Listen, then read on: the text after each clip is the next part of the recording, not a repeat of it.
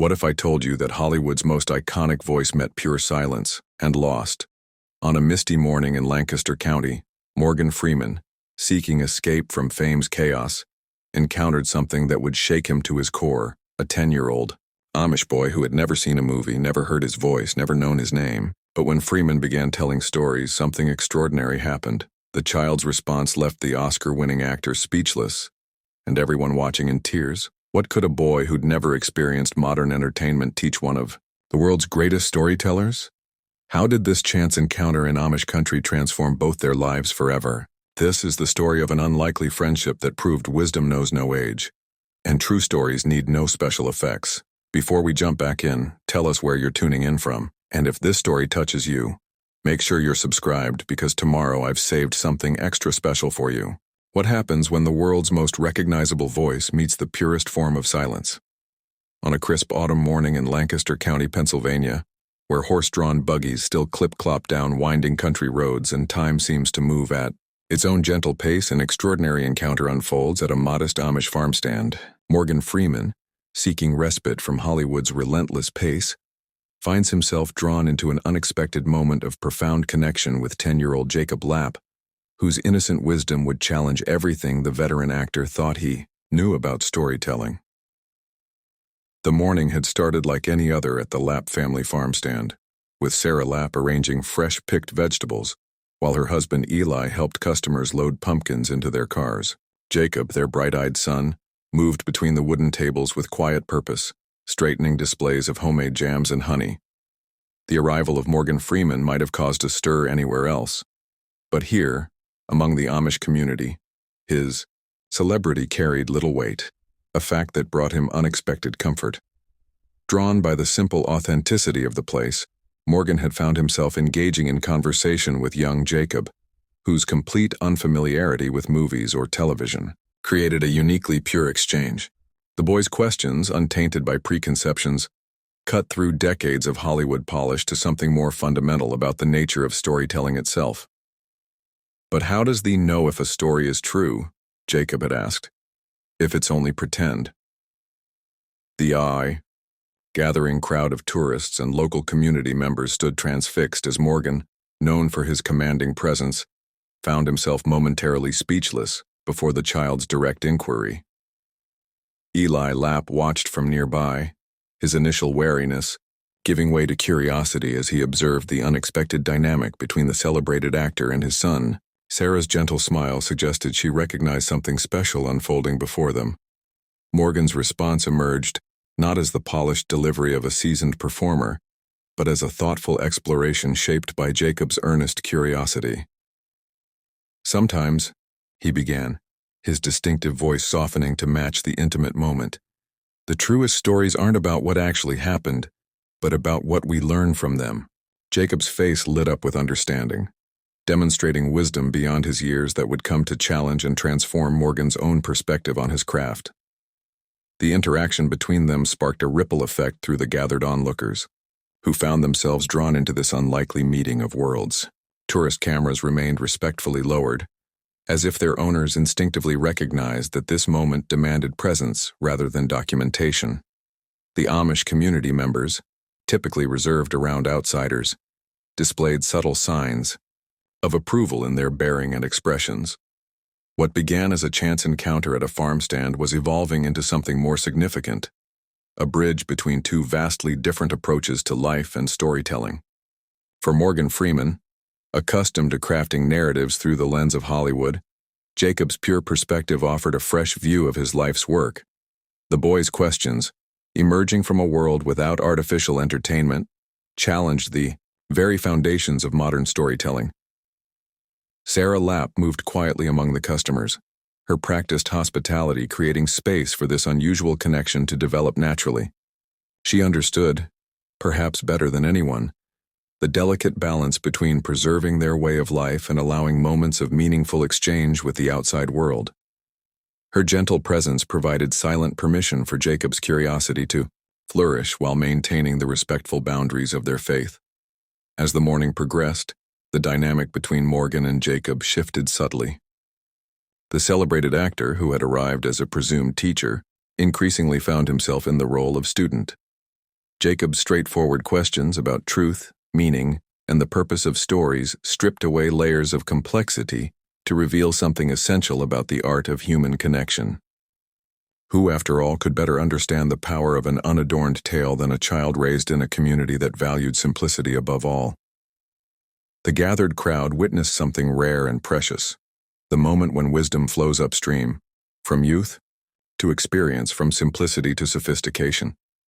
What lessons might the world's most famous voice learn from one who had never heard it in a movie theater? As the autumn breeze rustled through the nearby cornfields, this question hung in the air like a promise of stories yet to be told. 3 days before Morgan Freeman found himself captivated by a young Amish boy's wisdom at a farm stand, he had driven his modest rental car along the winding roads of Lancaster County, Pennsylvania. The decision to escape to Amish country hadn't come from his agent or publicist. It had emerged from a deeper need, one that had been gnawing at him since his last film wrapped. What does silence sound like to someone who has spent decades giving voice to other people's stories? The question had followed Morgan through countless sleepless nights in his Manhattan apartment, until the answer finally came, in the form of a remembered conversation about the Amish way of life. The rental car's tires crunched along the gravel road as Morgan passed the first of many farms that dotted the landscape. Horse-drawn buggies clip-clopped past, their drivers offering polite nods without the starstruck recognition he had grown accustomed to elsewhere. Here, his celebrated voice carried no special weight, a reality that brought unexpected comfort. Eddie, the small bed and breakfast where he had arranged to stay. The proprietor treated him with the same measured courtesy she showed all her guests. The lap farm down the road sells fresh produce, she mentioned casually while showing him to his room. Their stand's open most days. She didn't know she had just set in motion a series of events that would challenge everything Morgan thought he knew about storytelling. The next morning, Morgan walked the quarter-mile to the Lapp farm stand, where he first glimpsed Eli Lapp teaching his son Jacob how to arrange tomatoes in neat rows. The boy's movements were precise, careful, but his eyes held an unmistakable spark of curiosity that seemed to transcend his traditional upbringing. When Jacob looked up and met Morgan's gaze, neither could have predicted how their worlds were about to intersect. Sarah Lapp emerged from behind the stand, wiping her hands on her apron.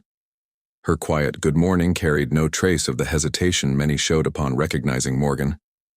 Instead, she simply asked if he needed help finding anything, treating him as just another customer seeking fresh vegetables on a warm Pennsylvania morning. Eli's reaction proved more reserved, his brief nod acknowledging Morgan's presence while maintaining a careful distance. How many outsiders had passed through, viewing their way of life as a quaint curiosity rather than a lived truth? The wariness in Eli's eyes posed this question without words, but it was Jacob who broke through. The subtle tension, pointing to a cluster of butternut squash and asking Morgan if he knew how to tell which ones were ready for picking.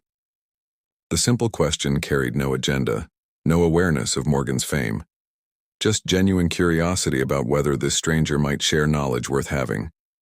What began as a simple transaction at a farm stand was quietly transforming into something else entirely. Local tourists and community members passing by couldn't help but notice the unusual tableau. The renowned actor whose voice had narrated countless stories, standing in earnest conversation with an Amish family who had never seen any of his films. Who was teaching whom in this moment?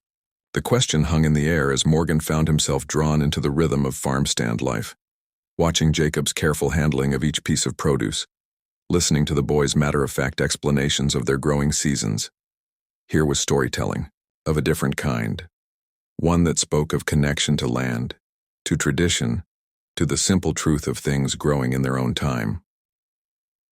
The morning stretched on, and Morgan discovered that the silence he had been seeking wasn't about the absence of sound at all. It lived in the spaces between words, in the careful way Jacob selected each vegetable for display, in Sarah's quiet efficiency, and in Eli's gradually softening expression as he watched his son engage with their unexpected visitor. What stories might emerge from this unlikely intersection of worlds? As Morgan helped Jacob arrange a new display of bell peppers, he began to understand that he hadn't come to Lancaster County to escape storytelling. He had come to rediscover its purest form, through the eyes of those who had never needed special effects or scripted dialogue to convey life's deepest truths. The morning sun cast long shadows across the Lancaster County farm stand as Morgan Freeman's car rolled to a stop on the gravel shoulder. His search for solitude had led him to this quiet corner of Pennsylvania, where the rhythm of life moved at a different pace. Who would have thought that a simple stop for fresh produce would become the catalyst for something extraordinary? Jacob Lapp stood behind the wooden farm stand, carefully arranging tomatoes the way his mother had taught him, stem side down to prevent bruising. The 10-year-old's small hands moved with practiced precision, though his mind wandered to the stories he would tell his younger sisters that evening. The approaching footsteps drew his attention, but he kept his eyes lowered, as was customary when English visitors approached. "Good morning," came the voice that would change everything. Deep, resonant, and unlike anything Jacob had ever heard before, it seemed to carry the weight of 1,000 untold tales. The young boy's head lifted involuntarily, his curiosity overwhelming, his traditional restraint. Morgan noticed the child's reaction. He had seen it countless times before, but something about this encounter felt different. The boy's eyes held none of the recognition that usually accompanied such moments. Instead, they sparkled with pure wonder at the sound itself, unsullied by preconceptions or celebrity awareness. "How much for the tomatoes?" Morgan asked, maintaining the gentle tone that had captured Jacob's attention. The boy remained momentarily speechless, prompting Sarah Lapp to emerge from behind the nearby corn basket. She quickly assessed the situation, noting her son's unusual behavior with a mixture of concern and intrigue. $2 a pound, Sarah answered, placing a reassuring hand on Jacob's shoulder. "Jacob, would you help the gentleman select some ripe ones?" The touch seemed to break the spell, and Jacob nodded, though his eyes never left Morgan's face. "You speak like thunder," Jacob said suddenly, then immediately blushed at his own boldness. Sarah began to apologize, but Morgan raised his hand with a warm smile. What was it about this child's innocent observation that felt so refreshingly honest? "Thunder can tell stories too, young man," Morgan replied, leaning slightly closer to the stand. "Would you like to hear one?" The question hung in the air like morning mist, full of possibility. Sarah's initial instinct to intervene softened, as she watched her son's face illuminate with joy. Eli Lapp, working in the nearby field, noticed the exchange and began making his way toward the stand. His protective nature as a father warred with his observation of the genuine interaction unfolding before him. What made this particular English visitor different from the countless tourists who stopped by their stand? Is it a true story? Jacob asked, his voice barely above a whisper, yet carrying the weight of someone who understood the difference between truth and mere entertainment. Morgan found himself pausing, considering the question with more gravity than he had given any script reading in recent memory. The small crowd of morning shoppers at neighboring stands began to take notice of the scene, though they maintained a respectful distance. Some recognized the famous actor, while others simply sensed the significance of the moment. How often does one witness the precise instant when two worlds begin to merge? Morgan pulled up an empty wooden crate, settling himself as if preparing for a performance, yet this felt more authentic than any stage he had ever graced. The best stories, Jacob, are the ones that carry truth in their heart, even if the details dance around it like fireflies on a summer evening. Sarah glanced at her approaching husband, then back at her son, whose usual shyness had completely evaporated in the presence of this stranger with the remarkable voice. What was it about this man that could bridge the gap between their separate worlds so effortlessly? The morning breeze carried the scent of ripening corn and fresh-cut hay across the farm stand, creating an unexpected stage for what was about to unfold. Who could have predicted that a simple transaction over tomatoes would transform into something far more meaningful? As Morgan began to speak, even the birds seemed to quiet their morning songs, as if nature itself wanted to hear what would come next. Eli reached the stand just as the first words of Morgan's story began to flow, and something in the visitor's demeanor made him pause instead of intervening. What truths would this unexpected encounter reveal, and how would it affect their lives in the days to come? From his position near the barn, Eli Lapp observed the interaction between his son Jacob and the distinguished African-American gentleman at their produce stand. The stranger's deep, resonant voice carried across the yard, stirring something in Eli's memory, perhaps from fragments of the outside world that occasionally drifted into their sheltered community. What drew his attention most, however, was Jacob's unprecedented fascination with the visitor. The boy, who typically maintained the proper reserved demeanor, expected of Amish children, now leaned forward eagerly, hanging on every word the stranger spoke. Eli noticed how the man, Morgan Freeman, as he had introduced himself, spoke directly to Jacob rather than down at him, treating the child with a respect that even Eli had to acknowledge. But wasn't this precisely the type of worldly influence they worked so diligently to shield their children from? Sarah emerged from the house, wiping her hands on her apron, and came to stand beside her husband. She touched his arm gently, sensing his unease. "The Englisher seems kind," she said softly in Pennsylvania Dutch. "Look how carefully he handles the produce Jacob shows him." Indeed, Morgan examined each tomato and ear of corn with genuine interest, asking Jacob thoughtful questions about their growing season and farming practices. Eli's protective instincts warred with his recognition of something genuine in the exchange. How many times had he witnessed tourists treat their way of life like a quaint exhibition, snapping photos without permission and asking invasive questions? Yet this man displayed none of that presumption. Instead, he listened more than he spoke, though when he did speak, his words seemed to illuminate something in Jacob that Eli had never quite seen before. The conversation at the stand turned to storytelling, with Morgan explaining how tales could paint pictures in the mind more vivid than any photograph. Jacob's eyes widened at this concept, so aligned with the Amish oral tradition, yet somehow fresh in this stranger's telling. Eli found himself drawn closer, ostensibly to check the morning's harvest, but truly to better hear the exchange. "Stories are like seeds," Morgan was saying to Jacob. "They need good soil to grow." He held up one of their ripened tomatoes. "Just like these beauties here, needed your family's careful tending." The parallel between storytelling and farming resonated with something deep in Eli's understanding of the world. Wasn't their faith itself passed down through generations of careful telling? Sarah's quiet voice interrupted Eli's contemplation. "Perhaps the Lord sends different teachers in different forms," she suggested. The wisdom in her words gave Eli pause. Hadn't their own elders taught that truth could arrive in unexpected packages? Still, the protective father in him wondered about the impact this worldly man might have on his impressionable son.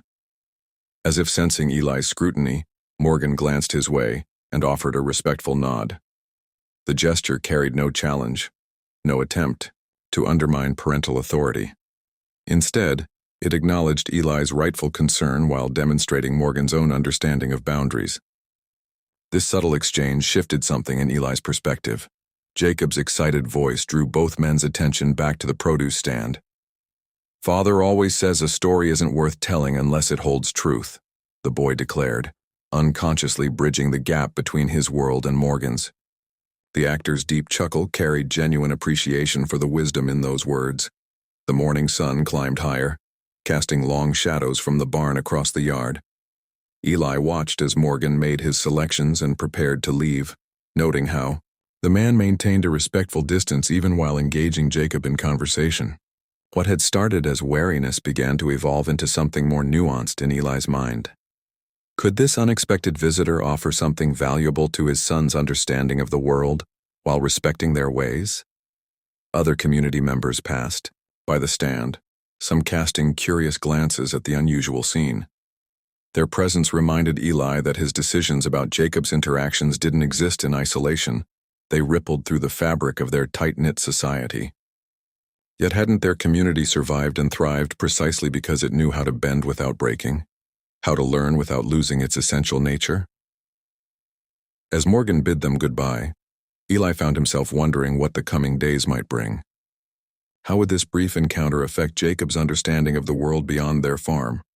What wisdom might emerge from this unlikely intersection of such different lives? Only time would tell if his cautious acceptance of this moment would bear fruit as sweet as the tomatoes in Morgan's carefully chosen basket. As the afternoon sun cast long shadows across the Lapp family's farm, Jacob's natural curiosity finally overcame his shyness. The boy had been studying Morgan intently throughout their interactions, clearly wrestling with questions that burned in his mind. What was it about this stranger's presence that felt so different from the tourists who regularly passed through their community? "Your voice," Jacob began hesitantly, his small hands fidgeting with the straw hat he held. "It sounds like thunder wrapped in velvet." The observation, delivered with such innocent precision, caught Morgan off guard. How could a child who had never experienced modern entertainment capture the essence of what millions had tried to describe? Morgan's characteristic chuckle resonated across the farmyard, drawing a few glances from nearby workers. "That's quite a way to put it, young man. Most people just say I have a deep voice." The exchange prompted Jacob to lean forward, his eyes bright with interest.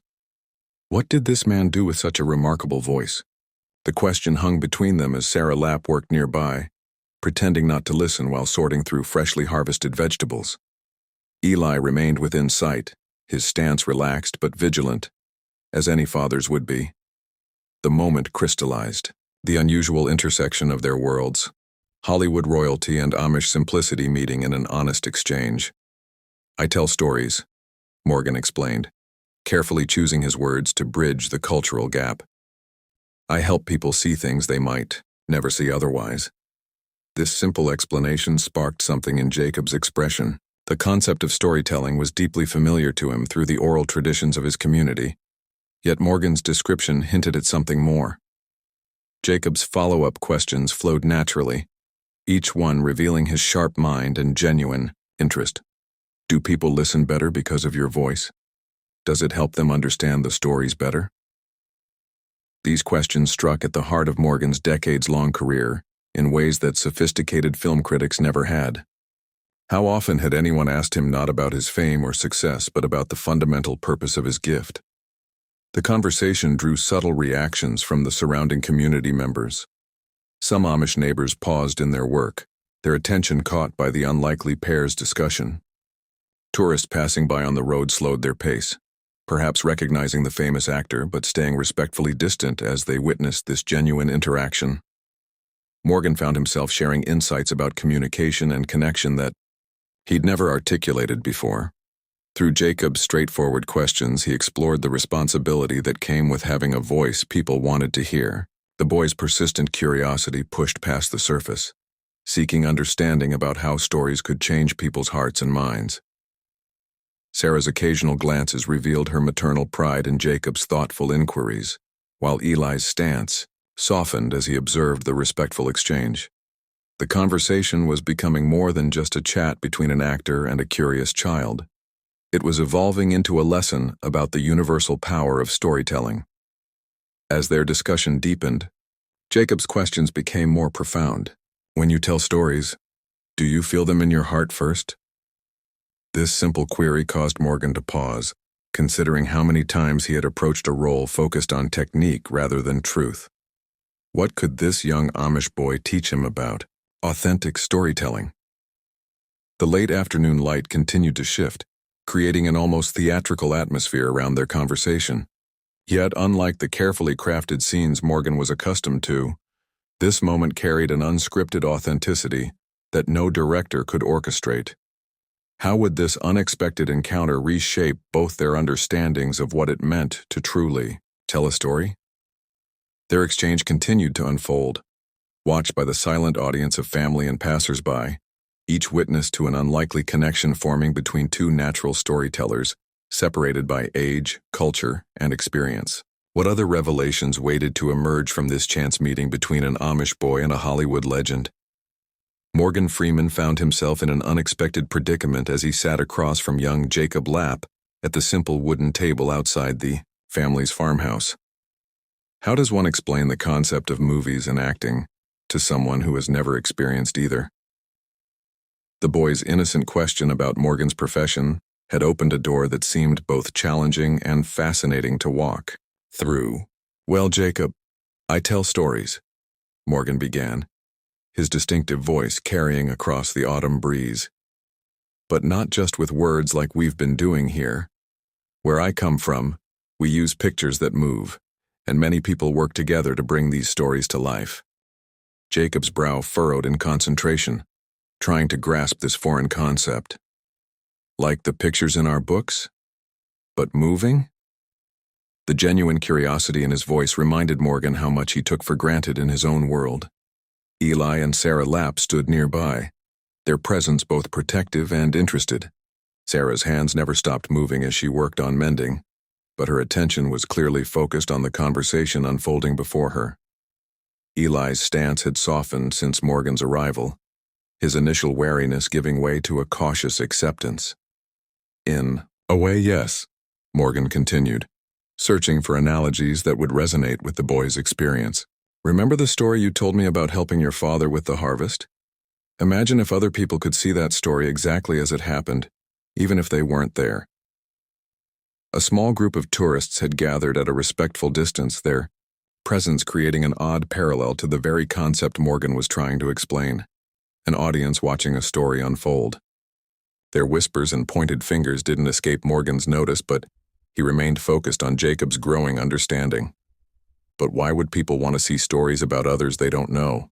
Jacob asked, unknowingly challenging one of the fundamental aspects of entertainment that Morgan had never questioned before. The query struck Morgan deeply.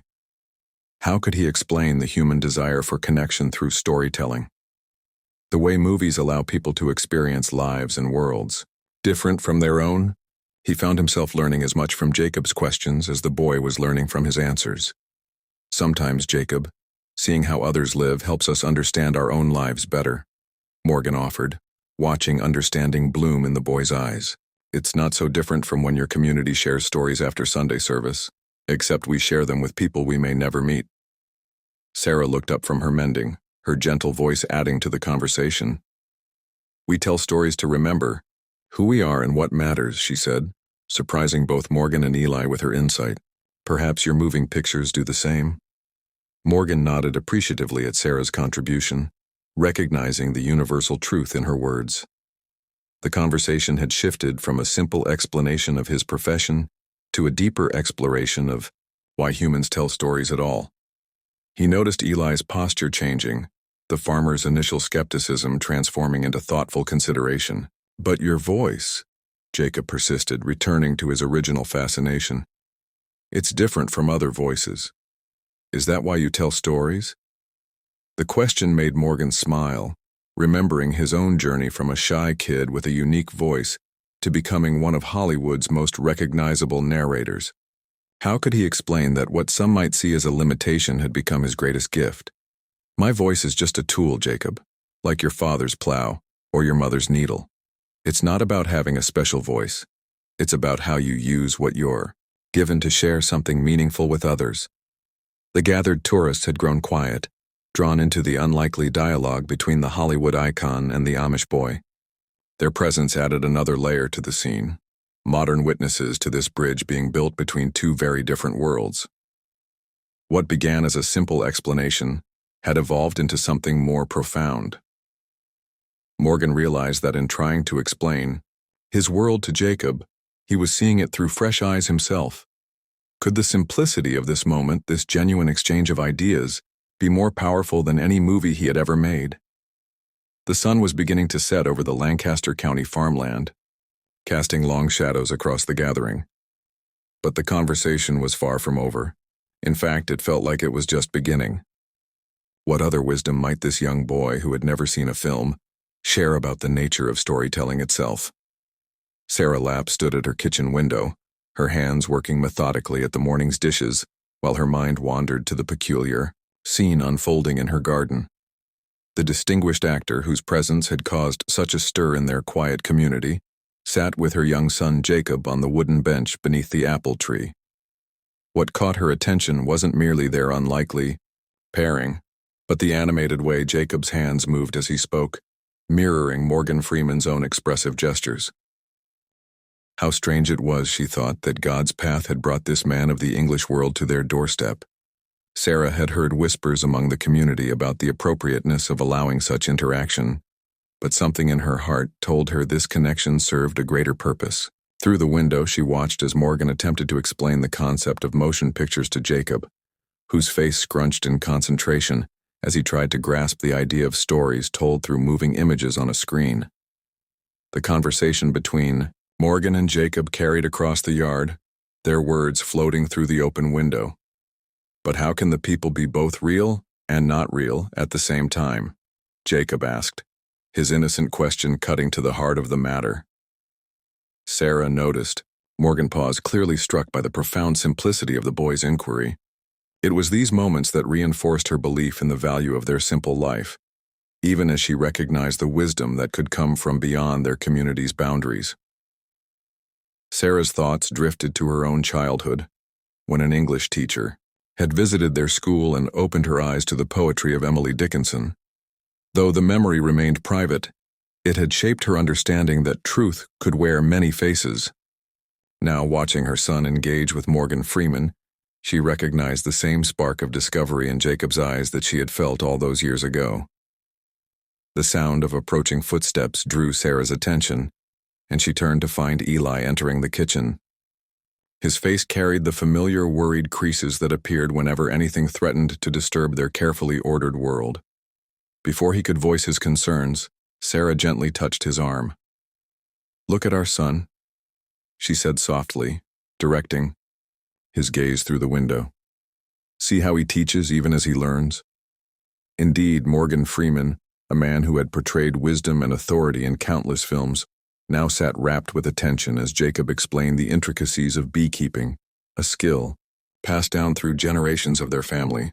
The irony wasn't lost on Sarah, how the simple knowledge of their ways could captivate someone who had seen so much of the world. The interaction between Morgan and Jacob had sparked conversations throughout the community about the balance between preservation and growth. Some feared that such exposure to the English world might plant seeds of discontent in their youth, while others saw it as an opportunity to demonstrate the strength of their convictions. Sarah understood both perspectives, but she also recognized something deeper at play. As she observed Morgan's genuine interest in their way of life, Sarah noticed how he never attempted to impose his world upon theirs. Instead, he approached their customs with respect and curiosity, much as Jacob approached everything new in his life. This mutual respect created a space where both could learn from each other, without compromising their core beliefs. The morning light shifted, casting long shadows across the garden as Morgan and Jacob continued their exchange. Sarah noticed how their conversation had evolved from Morgan's initial attempts to explain Hollywood into a deeper discussion about storytelling itself. Jacob shared tales passed down through generations of their family, while Morgan offered perspectives on how different cultures around the world preserved their histories through narrative. Sarah's wisdom lay in recognizing that truth wasn't diminished by seeing it from different angles. Just as a quilt gained its beauty from the interplay of various patterns and colors, perhaps understanding grew richer through the intersection of different perspectives. She knew that Jacob would carry this experience with him, not as a temptation toward the English world, but as a reminder that God's lessons could arrive in unexpected forms. The sound of the dinner bell would soon call them all to the table, where their family would share a meal with this unexpected guest. Sarah began preparing the evening's bread, her movements deliberate and practiced, even as her mind contemplated the delicate balance between preserving their way of life and remaining open to the wisdom that sometimes arrived on unknown paths. What other lessons might emerge from this unlikely friendship between an Amish boy and a Hollywood actor? Word spread through Lancaster County like ripples across a still pond. The sight of Morgan Freeman, sitting on a simple wooden bench beside young Jacob Lapp, drew curious onlookers from both worlds, the English tourists with their smartphones discreetly tucked away, and the Amish community members who maintained a respectful distance. What began as a chance encounter between an acclaimed storyteller and an innocent soul had transformed into something far more profound. The growing audience witnessed not just a conversation, but a bridge forming between two vastly different worlds. Some tourists recognized Morgan instantly, their whispered exchanges carrying across the afternoon air, while others simply sensed the magnetic pull of an extraordinary moment unfolding. The Amish observers, particularly the elders, watched, with measured interest as one of their youngest, demonstrated the community's values through his pure, unfiltered perspective. They noticed how Morgan leaned in to catch Jacob's soft-spoken words, the actor's famous voice now quiet and attentive. What could a Hollywood legend learn from a 10-year-old Amish boy that commanded such rapt attention? Telling and preparing. This story took us a lot of time, so if you are enjoying it, subscribe to our channel. It means a lot to us. Now back to the story. Several English visitors found themselves lowering their cameras, caught between the instinct to capture the moment and the growing awareness that some experiences deserve to remain unrecorded.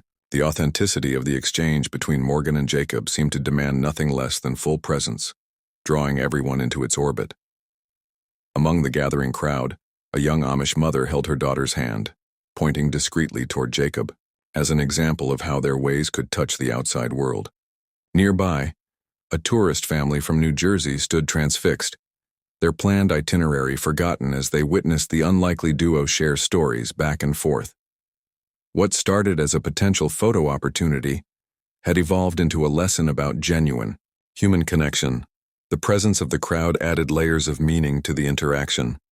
Each new arrival seemed to understand instinctively that they were witnessing something rare, a moment when age, fame, and cultural differences dissolved into the simple act of human exchange.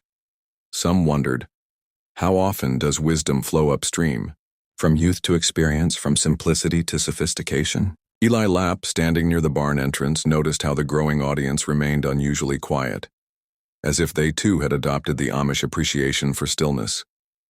The typical chatter and excitement that often accompanied celebrity sightings was notably absent.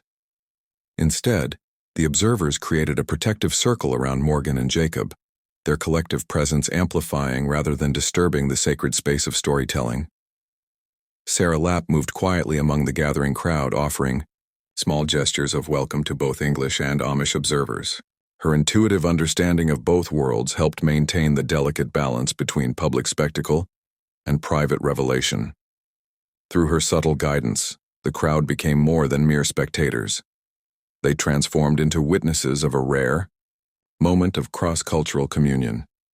The mix of people continued to grow, yet somehow the intimacy of the exchange between Morgan and Jacob remained intact. Perhaps it was the way Jacob remained completely himself, unaffected by the attention, or how Morgan's star power seemed to dim in favor of something more genuine and grounded.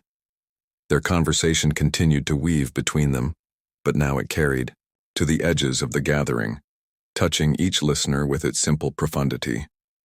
Local shopkeepers and farmers paused in their daily routines, drawn to the scene by an invisible thread of curiosity. What had brought Morgan Freeman to this particular spot on this particular day?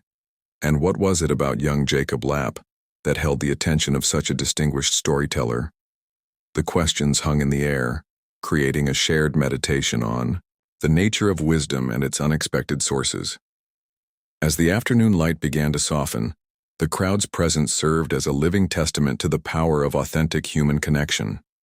They had come seeking a glimpse of a movie star but found themselves part of a larger narrative, one that challenged assumptions about teaching and learning, about age and wisdom, about the complex dance between tradition and change. What other revelations awaited in this unlikely gathering of souls from such different walks of life? As the late afternoon sun cast long shadows across the Lancaster County farmland, Morgan Freeman noticed the growing crowd of onlookers maintaining a respectful distance. Their presence, rather than disturbing the intimate moment, seemed to amplify the significance of what was unfolding between him and young Jacob Lapp. Morgan studied Jacob's earnest face, reminded of his own childhood curiosity that had eventually led him to storytelling and acting. What story could bridge the gap between his world and this innocent boy's? The answer emerged from a long-buried memory of his grandmother, a woman who, like Jacob, had possessed wisdom beyond the conventional. "You know, Jacob," Morgan began, his distinctive voice carrying naturally across the gathering, "when I was just about your age, my grandmother taught me something that changed how I see the world."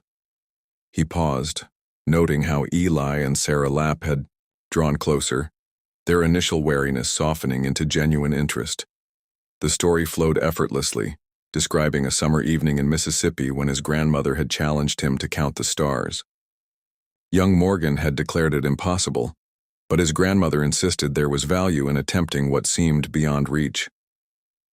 Sometimes, she had told him, the beauty isn't in completing the task, but in discovering what we learn along the way. Jacob leaned forward, his eyes wide with wonder. Did you count them all, Mr. Freeman? The question carried no trace of irony, only pure curiosity that touched everyone within earshot. Several tourists had stopped taking photos, drawn into the narrative's spell. Morgan's response came with a gentle smile. I counted until my neck hurt and my eyes grew tired. But what I remember most wasn't the number. It was how that simple act of looking up made me feel connected to something greater than myself. He watched, understanding Dawn and Jacob's expression, noting how the boys' parents exchanged meaningful glances. The story sparked something in Jacob, who shared how he often watched the stars while doing his evening chores. Father says the stars remind us of God's endless love, he offered, unconsciously demonstrating the very wisdom Morgan had recognized in him from the start. Eli Lapp, who had maintained a protective stance near his son, relaxed visibly. His weathered face showed appreciation for how Morgan had chosen a story that respected their beliefs while opening new perspectives. Sarah reached for her husband's hand, her gesture acknowledging the unexpected grace of this moment. The crowd had grown still, perhaps recognizing that they were witnessing something rare, a bridge being built between two vastly different worlds through the timeless art of storytelling. Some of the Amish community members nodded in quiet approval, while tourists lowered their phones, choosing to experience the moment directly rather than through screens. Morgan found himself learning as much as he was teaching. Jacob's responses revealed depths of understanding that transcended his limited exposure to the outside world. How did this young boy, raised without modern entertainment, grasp the essence of storytelling so intuitively? The question led Morgan to consider how often wisdom appears in unexpected places. Here, amid the simplicity of Amish country, a child was teaching him about the pure joy of sharing stories, not for fame or acclaim, but for the simple pleasure of human connection. As the story concluded, Jacob surprised everyone by asking, "But what happened next, Mr. Freeman?" The question wasn't about the specific tale, but rather an invitation to continue this unexpected exchange of wisdom. It reflected the universal human desire for connection through shared narratives, transcending the boundaries of different cultures and beliefs. The crowd held its collective breath, wondering how the celebrated actor would respond to this innocent prompt from an Amish boy who had never seen a movie. What other stories waited to be shared between these unlikely friends? How would this remarkable afternoon continue to unfold? Morgan's eyes twinkled with newfound purpose. This wasn't about performance or entertainment. It was about something far more fundamental to human experience. What other lessons might emerge from this surprising intersection of two very different worlds? As Morgan settled onto the wooden bench beside Jacob, the late afternoon sun cast long shadows across the Lapp family's garden. The boy's eager eyes reminded him so much of himself at that age, full of wonder and endless questions about the world. Who would have thought that here, among the simplicity of Amish country, Morgan would find himself transported back to his grandmother's kitchen in Mississippi? You know, Jacob, when I was just about your age, my grandmother taught me something that changed my life forever. Morgan began, his distinctive voice carrying the weight of memory. She used to say that words were like seeds. Once planted, they could grow into something beautiful or something destructive. Jacob leaned forward, his straw hat tipping slightly. But words aren't really seeds, Mr. Freeman. They can't grow into plants. Morgan's deep chuckle resonated with warmth. No, they can't grow into plants, but they can grow into something even more powerful. Ideas, dreams, and sometimes even change the way people see the world. My grandmother would sit me down after school each day and have me read to her from old books she'd collected. But it wasn't just reading. She'd stop me whenever I came across a word I didn't know. Sarah Lapp, who had been quietly working nearby, paused in her gardening to listen, The story seemed to bridge the vast difference between their worlds, touching something universal about the relationship between generations. One day I got frustrated with all the stopping and starting, Morgan continued. I asked her why we couldn't just skip the hard words. That's when she taught me something I've never forgotten. She said, "Every word you learn is like adding a new color to your paint box. The more colors you have, the more beautiful the pictures you can paint with your words." Jacob's brow furrowed in concentration. "But we don't use fancy words here. We speak plain." "And there's great wisdom in that too," Morgan acknowledged. "My grandmother also taught me that it's not about using big words to show off. It's about finding the right words, the true words, to express what's in your heart." Eli Lapp, who had been repairing a fence nearby, found himself drawn closer to the conversation. The English actor's story resonated with his own beliefs about the importance of honest, careful speech. She would challenge me to describe things without using the first words that came to mind, Morgan explained. Instead of saying something was nice, she'd make me think deeper. Was it peaceful, inspiring, graceful? Each word painted a different picture, told a different story. A small group of tourists passing by slowed their pace, caught by the cadence of Morgan's storytelling. They formed an impromptu audience, creating an unexpected bridge between the modern and Amish worlds.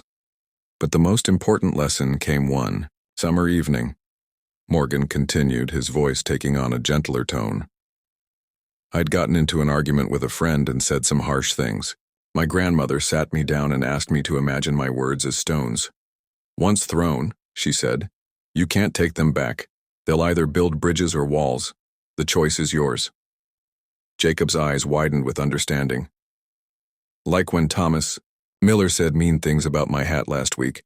Those words still hurt, even though he said sorry." Morgan nodded solemnly. "Exactly. Words have a way of living on in our memories, don't they? That's why my grandmother taught me to think of them as precious gifts. When we speak, we're giving something of ourselves to others."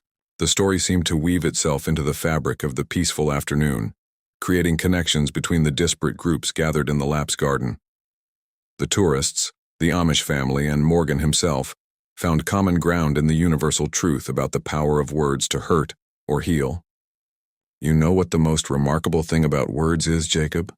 Morgan asked, his eyes twinkling. "They can travel across time, just like the stories in your family have been passed down through generations. The words my grandmother shared with me all those years ago are now here with us in this garden, touching new lives." What other wisdom did Morgan's grandmother share? How would her lessons about the power of words influence Jacob's understanding of his own Amish traditions? The answers would unfold as naturally as the setting sun, casting new light on old truths. As Morgan Freeman's rich baritone filled the autumn air, young Jacob Lapp sat transfixed, his blue eyes wide with an intensity rarely seen in a child his age. The way the boy absorbed each word reminded Morgan of a parched earth drinking in rain, and he found himself wondering who was truly teaching whom in this unexpected encounter. Jacob's peculiar gift for listening transcended mere politeness or childhood curiosity. Unlike most children who fidgeted or interrupted with countless questions, Jacob possessed an almost supernatural ability to create space for stories to breathe and grow. His stillness carried weight, drawing out deeper truths from Morgan's words, without uttering a single word himself. Sarah Lapp noticed this from where she stood by the farmhouse door, recognizing something extraordinary in her son's demeanor. She had always known Jacob was different, even among their Amish community. His capacity for stillness and contemplation set him apart. Now, watching him with the celebrated actor whose significance in the outside world meant little here, she witnessed that same gift touching someone else's soul. The gathering crowd of tourists and local community members maintained a respectful distance, yet their presence amplified the intimate exchange between the unlikely pair. Some pulled out phones to capture the moment, only to slowly lower them, sensing that technology would only diminish the authenticity of what was unfolding before them. Eli Lapp, initially standing guard with arms crossed and a cautious expression, gradually relaxed his stance. Though modern entertainment held no place, In their simple life, he recognized the ancient art of oral storytelling, a tradition as old as their faith itself. What was happening between his son and this outsider echoed the way their own histories and beliefs had been passed down through generations. Morgan found himself sharing stories he hadn't thought about in years, tales his grandmother had told him about perseverance, dignity, and finding light in the darkest places. With each word, Jacob's unwavering attention seemed to pull forth memories long buried, as if the boy possessed some hidden ability to mine gold from the depths of human experience. What made Jacob's listening so powerful was not just his silence, but the way his entire being engaged with the stories. His expressions shifted subtly with each turn of events, his hands occasionally tightening on his knees during tense moments, his breath catching at particularly moving passages. He wasn't simply hearing words, he was living inside them. The gathered observers began to notice something else, how Morgan's own storytelling transformed under Jacob's attention. The actor's carefully modulated voice, honed through years of narration and performance, gradually shed its professional polish. In its place emerged something more raw and authentic, as if Jacob's pure reception demanded nothing less than absolute truth. Several of the Amish elders in attendance exchanged knowing glances. They had seen this before in Jacob during their community gatherings, how his presence somehow drew forth the heart of whatever was being shared. But watching him work this same magic on someone from the English world carried deeper implications about the universal nature of human connection. Time seemed to lose its ordinary rhythm as story flowed into story. The afternoon light softened, casting long shadows across the farmyard, yet no one moved to leave. What held them there wasn't just the famous voice or the unusual setting, but something more elemental, the rare privilege of witnessing wisdom being exchanged in both directions across generations and cultures. Who was teaching whom? The question hung in the air like autumn leaves suspended before falling. Morgan Freeman, with all his years of bringing stories to life, found himself learning new lessons about the power of pure listening. And Jacob, without speaking a word, demonstrated how silence could be as powerful as any carefully crafted monologue. The profound simplicity of their connection challenged conventional assumptions about age, wisdom, and the nature of communication itself. What mysteries lay behind Jacob's extraordinary ability to listen? What ancient understanding did this young Amish boy possess that could humble one of the world's most celebrated storytellers? As Morgan Freeman shared stories with young Jacob Lapp beneath the sprawling oak tree, Eli Lapp observed from the edge of his cornfield, his weathered hands resting on the wooden fence post. What had begun as concern over a worldly influence on his son had evolved into something he couldn't quite name. The famous actor's presence, which initially felt like a threat to their way of life, now carried an unexpected grace. Through the filtered sunlight, Eli watched his son's animated responses to Morgan's tales. Jacob's questions flowed with natural curiosity, but there was something more profound in their exchanges. The boy wasn't simply listening to stories, he was learning the art of understanding people, a skill that transcended both their worlds. Sarah approached her husband, wiping her hands on her apron. "You've been watching them for quite some time," she said softly in Pennsylvania Dutch. Eli nodded, his eyes never leaving the pair under the tree. "The Englisher speaks to our son as if Jacob's thoughts matter," he replied, switching to English. "Not like the tourists who treat us as if we're trapped in time." Morgan's deep, resonant voice carried across the field as he described a scene from his life, not from his movies. A story about learning humility from a stranger during his early days in New York. Jacob sat cross-legged, occasionally reaching down to pluck grass stems, but his attention never wavered. What caught Eli's notice wasn't the story itself, but how Morgan would pause, allowing Jacob to process and respond with his own insights. The interaction challenged Eli's preconceptions about the outside world. How many times had he dismissed the Englishers as being too caught up in their modern ways to understand true wisdom? Yet here was a man who had achieved great success in that world, choosing to spend his days sharing simple truths with an Amish boy. Sarah's gentle voice interrupted his thoughts. "Remember when your father was concerned about letting you learn English? He feared it would pull you away from our ways." Eli smiled at the memory, understanding the parallel she was drawing. His father had eventually recognized that knowledge of English helped them bridge gaps while maintaining their faith and traditions. Several community members passed by on their way to market, their buggies slowing as they noticed the unusual scene. Some nodded respectfully toward Eli, while others showed subtle signs of disapproval. But their reactions held less weight now. Eli had begun to see something his neighbors might have missed, the possibility that God's lessons could come through unexpected messengers. Jacob's laugh rang out across the field, pure and uninhibited. It was the same laugh Eli heard when his son discovered a new calf in the barn or mastered a difficult task in the workshop. The sound carried no trace of worldly influence, only the joy of genuine connection.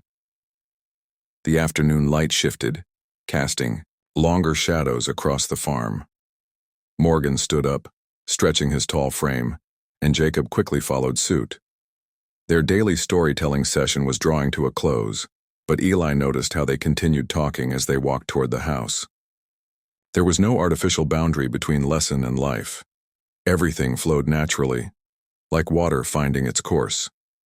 What transformed in Eli wasn't a rejection of his beliefs or an embrace of the outside world. Rather, it was an expanding understanding of how wisdom could travel between cultures without diminishing either. He thought of the Bible's teaching about entertaining angels unawares. While Morgan Freeman was certainly no angel, perhaps he was a different kind of messenger, one who reminded them that truth could wear many faces. Sarah touched his arm gently. "Will you join them for supper tonight?" she asked, knowing the significance of such an invitation in their community. Eli considered the question carefully, weighing tradition against the evidence before him. How often did God present opportunities for growth wrapped in challenging packages? What might be lost or gained by sharing their table with this unexpected teacher? The sun dipped lower, painting the sky in shades of amber and rose. Morgan and Jacob had reached the porch, where they stood talking with the comfortable familiarity of old friends, despite their vast differences in age and background. Eli straightened his back, made his decision, and began walking toward them. Sometimes he realized the greatest act of faith was opening one's heart to new understandings, while keeping one's feet firmly planted in truth. As the late afternoon sun cast long shadows across the Lapp family's farm, Morgan Freeman sat on the familiar wooden bench where he had spent countless hours sharing stories with young Jacob. The air carried the sweet scent of freshly cut hay, and somewhere in the distance, the rhythmic sound of horses' hooves punctuated the peaceful countryside. Silence. "Mr. Freeman," Jacob's clear voice cut through Morgan's contemplation. "Did the story change you?" The question, delivered with characteristic Amish directness, caught the veteran actor off guard. How could such a simple inquiry carry such profound weight? Morgan studied the boy's earnest face, noting how Jacob's eyes held none of the pretense or agenda that so often colored adult interactions. Here was a child who had never seen a movie, never watched television, yet somehow possessed an innate understanding of narrative's transformative power. "You know, Jacob," Morgan began, his distinctive voice softening, "I've told stories my entire life. I've played presidents and prisoners, gods and gardeners. But sitting here with you these past weeks, I've learned something I never expected." He paused, watching as a curious gleam appeared in Jacob's eyes. The boy's mother, Sarah, worked quietly in her garden nearby, occasionally glancing their way with a gentle smile. She had witnessed the growing connection between her son and the famous stranger, understanding that something extraordinary was unfolding through their conversations. "What did you learn?" Jacob pressed, leaning forward slightly on the bench. His small hands gripped the wooden edge, his feet barely touching the ground. The contrast between his simple Amish attire and Morgan's casual modern clothing seemed to emphasize the unlikely nature of their friendship. Morgan considered how to explain the profound shift in his perspective. How could he convey to this 10-year-old that their conversations had stripped away the layers of complexity he'd accumulated over decades in Hollywood? That in this simple setting, sharing stories with a child who approached each tale with pure wonder, he'd rediscovered something essential about storytelling itself? Eli Lapp emerged from the barn, pausing in his work to observe the exchange. His initial wariness of the outsider had evolved into a quiet respect, particularly as he watched his son's natural wisdom draw out truths that even he found surprising. The local community members who occasionally passed by the farm had also noticed the unusual pairing, their curiosity giving way to understanding as they witnessed the genuine connection between the renowned actor and the Amish boy. "I learned that sometimes the best stories aren't the ones we tell," Morgan replied carefully, "but the ones we discover in unexpected conversations." He watched as Jacob processed this statement, the boy's brow furrowing in concentration. "Like, when you told me about the prison movie," Jacob recalled, referring to one of their earlier discussions, "but then we ended up talking about forgiveness instead." His innocent observation demonstrated a depth of understanding that continued to surprise Morgan. The conversation attracted the attention of several passing community members, both Amish and English, who slowed their pace to witness the unlikely duo deep in discussion.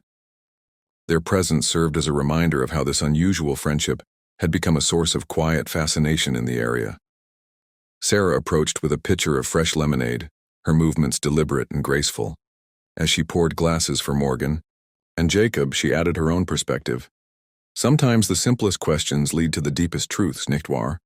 Her gentle observation carried the weight of generations of Amish wisdom. Morgan nodded, appreciating how this family had unknowingly helped him rediscover the pure joy of storytelling, stripped of all artificial embellishments. Through Jacob's questions, he had found himself examining his own relationship with narrative in ways he never had during his distinguished career. But how many other revelations awaited in this unexpected friendship? What other wisdom might this young boy, raised far from the complexities of modern entertainment, share through his disarmingly straightforward inquiries? The simple question, "Did the story change you?" continued to resonate, suggesting that perhaps the most profound stories weren't found in scripts or on screens, but in the genuine connections formed when people from different worlds took the time to truly listen to one another. What other transformative questions might emerge from this unlikely meeting of minds? Morgan Freeman stood silent for several moments, Jacob's innocent question echoing in his mind like a bell through an empty church. Had the story changed him? In his decades of storytelling, of bringing characters to life on the silver screen, had anyone ever asked him such a fundamentally simple yet profound question? The late afternoon sun cast long shadows across the Lapp family's farm, as Morgan contemplated his answer, aware of young Jacob's patient gaze. Sarah Lapp continued her work in the garden nearby, occasionally glancing their way with quiet interest, while Eli tended to the horses in the distant barn. A few tourists passed by on the main road, their cameras forgotten as they watched the unlikely pair deep in conversation. "You know, Jacob," Morgan began, his distinctive voice softer than usual, "I've spent my entire life telling other people's stories. I've played presidents and prisoners, drivers and divine beings. But I've never stopped to consider how each of those stories might have changed me." Jacob tilted his head, his eyes showing wisdom beyond his 10 years. "But Father says every story leaves a mark on our soul, like the rings inside a tree. Each ring tells of a season that helped the tree grow." Morgan felt something shift inside him, a perspective he'd never considered despite his vast experience in storytelling. How many roles had he approached simply as a craft, a profession, without allowing them to touch his own journey? The thought was both humbling and enlightening. "Your father is a wise man, Jacob, and you've given me something to think about that none of my Hollywood directors ever has." Morgan watched as a group of Amish children played a simple game in a nearby field, their laughter carrying on the breeze. "Perhaps that's why I came here, though I didn't know it at the time." Sarah approached, wiping her hands on her apron, her presence adding another layer to the conversation. "Jacob has always had a way of seeing through to the heart of things," she said softly. "Even as a small child, he would ask questions that would leave our elders deep in thought." The interaction drew the attention of several local bystanders, both English and Amish, who observed the scene with quiet interest. The sight of the renowned actor engaged in earnest conversation with a young Amish boy created an almost painterly tableau, a bridge between two worlds that seemed at first glance incompatible. "Each story I've told," Morgan continued, speaking as much to himself as to Jacob, has been like a small piece of glass in a kaleidoscope. I've been so focused on how these pieces create beautiful patterns for others that I never stopped to look at how they've colored my own view of the world. Jacob's face lit up with understanding. Like when mother makes a quilt, each piece has its own story, but together they make something new, something that keeps us warm. The metaphor struck Morgan with unexpected force. How many times had he dismissed the transformative power of storytelling as mere entertainment? Here, in this simple farming community, far from the bright lights and red carpets, a child had helped him recognize a truth he'd overlooked throughout his entire career. "Tell me, Jacob," Morgan asked, genuinely curious. "What do you think happens to a story once it's been told? Does it simply disappear like smoke in the wind?" Before Jacob could answer, Eli approached from the barn, his presence adding weight to the moment. He placed a hand on his son's shoulder, but his eyes met Morgan's with newfound respect. The initial wariness he'd shown toward the actor had been replaced by something deeper, a recognition of shared understanding. The question hung in the air, inviting not just Jacob, but everyone present to consider the lasting impact of the stories we tell. And here, in this moment, Morgan realized he wasn't just experiencing a conversation. He was living a story that would become part of his own narrative, one that would continue to resonate long after he left this peaceful corner of Amish country. What other wisdom might this young boy share? How many other truths had Morgan overlooked in his pursuit of perfecting his craft? The questions tumbled through his mind, each one opening new doors of understanding about the true power of storytelling. Morgan Freeman sat quietly on the wooden bench outside the Lapp family's barn, his weathered hands clasped together as he processed young Jacob's profound insight. How could a child who had never seen a film understand so deeply the power of storytelling? The afternoon sun cast long shadows across the farmyard as Jacob settled beside him, those bright, curious eyes, waiting for more. "You know, Jacob, your words remind me of another moment in my life," Morgan began, his rich voice carrying on the breeze. "There was a time, years ago, when I questioned whether what I did really mattered, whether telling stories through film was truly worthwhile." Jacob leaned forward, his straw hat tipping slightly. What happened?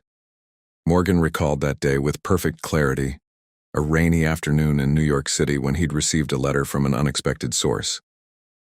"I had just finished filming a movie about a man who found hope in the darkest place imaginable. The story was powerful, but I wondered if it would reach anyone in a meaningful way." Eli Lapp paused his work nearby, pretending to adjust the harness on his horse while listening. Sarah appeared in the doorway of their home, drying her hands on her apron as the story unfolded. "Then I received a letter from a prison inmate," Morgan continued, noting how Jacob's eyes widened at the mention of prison. "This man wrote that one of my films had given him the courage to change his life. He'd watched it during a movie night at the facility, and something in the story spoke to his heart. He decided to learn to read, to educate himself, to become someone different than who he'd been." A gentle breeze rustled through the cornfield beyond the barn, carrying with it the earthy scent of approaching autumn. "That letter made me realize something important, but I wonder if you can guess what it was, Jacob."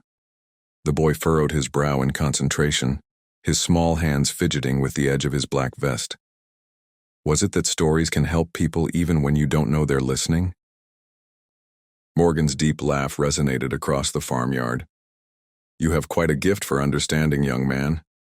"Yes, that's exactly it. But there was something else too. Something I think you might understand better than most." Sarah moved closer, her quiet footsteps barely audible on the packed earth. Even Eli had given up his pretense of working, now standing with one hand resting on his horse's flank. "You see, that man in prison didn't need fancy special effects or complicated plot twists. He just needed to hear truth wrapped in a story. Sometimes the simplest tales carry the most power, like the ones your family shares around the dinner table, or the parables in your Bible."